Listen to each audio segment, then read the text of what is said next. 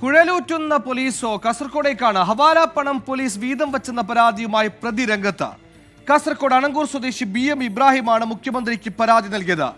Hosdurg police പിടികൂടി 7 ലക്ഷം രൂപ കോടതിയിലെത്തിയപ്പോൾ തുക കുറഞ്ഞെന്നാണ് ആരോപണം.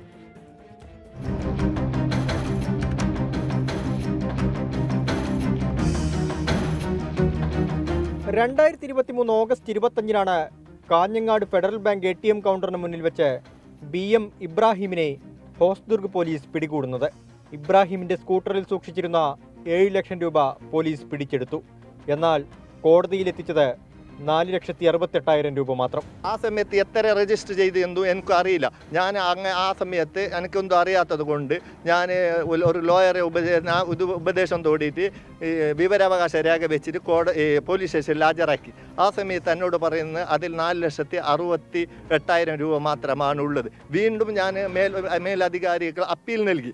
അപ്പോഴും ഉള്ളത് 4,68,000 രൂപയാണ്. ഹോസ്ദുർഗ് പോലീസ് സ്റ്റേഷനിൽ വെച്ച് 2 പേപ്പറുകളിൽ പോലീസ് ഒപ്പിട്ട് വാങ്ങിയെന്നും പണത്തിന്റെ സ്രോതസ് കാണിക്കാൻ പോലീസ് അനുവദിച്ചില്ലെന്നുമാണ് ആരോപണം. പണത്തിലുള്ള സ്രോതസ് അവർ ചോദിക്കാൻ അനുവദിച്ചില്ല. അവരെ മുഖേന അവിടെ പോലീസ് സ്റ്റേഷനിൽ പോയിട്ട് അവിടുന്ന് 4 പോലീസുകാർ എന്നെ വരട്ടുന്നു. എന്താടാ എവിടുന്നാ പണം എവിടുന്ന പറയടാന്ന് പറഞ്ഞൊരു പോലീസിന്റെ രീതിയിലുള്ള ഒരു ഇതാണ് അവിടെ ഉണ്ടായിരുന്നത്. എനിക്കൊരു ഫ്രീഡം കിട്ടിയില്ല. 7 ലക്ഷം രൂപ പോലീസ് കണക്കിൽ കാണിച്ചില്ലെന്ന പരാതിയുമായി ഇബ്രാഹിം DGPക്കും മുഖ്യമന്ത്രിക്കും പരാതി നൽകി. പോലീസിനെതിരെ ആരോപണങ്ങൾ ഉയർന്ന പശ്ചാത്തലത്തിൽ ഹവാല പൊട്ടിക്കൽ ആയുധമാക്കാനാണ് പ്രതിപക്ഷത്തിന്റെ തീരുമാനം. 24 കാസർഗോഡ്.